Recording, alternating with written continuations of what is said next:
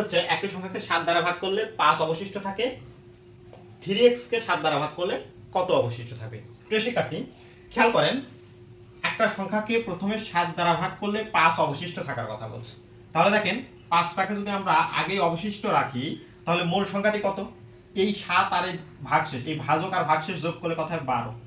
এইবার 12কে 7 দিয়ে ভাগ করেন, দেখেন 5 অবশিষ্ট থাকে। তার মানে আমরা বলতে পারি সেই মূল সংখ্যাটি ছিল 12, মূল সংখ্যাটি ছিল 12। তাহলে এখন এই 12কে বলা হচ্ছে 3x কে, অর্থাৎ 12র 3 গুণকে 7 দ্বারা ভাগ করলে কত অবশিষ্ট থাকবে? তাহলে দেখেন 12র 3 গুণ কত হয় প্রিয় শিক্ষার্থী? 36। এখন এই 36কে 7 দ্বারা ভাগ করলে কত অবশিষ্ট থাকবে সেটা বলা হয়েছে। তাহলে একে 5 সাথে 35, 5 সাথে 35, এই 1 অবশিষ্ট থাকবে। প্রিয় শিক্ষার্থী, তাহলে আমরা বলতে পারবো যে 3x কে 7 দ্বারা ভাগ করলে 1 অবশিষ্ট থাকে।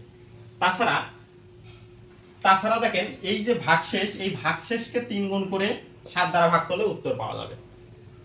মূল সংখ্যাটি খুঁজে না বের করে যেটা ভাগশেষ থাকবে তাকে 3 গুণ করে দেবেন। দেখেন 3 গুণন 5, যেহেতু ভাগশেষ 5 ছিল তাহলে কত হলো প্রিয় শিক্ষার্থী? 15। এখন এই 15কে 7 দ্বারা ভাগ করেন, 7 দুগুণ 14, 1 ভাগশেষ থাকবে। প্রিয় শিক্ষার্থী, আজকে এই পর্যন্তই, পরবর্তীতে আরো কোনো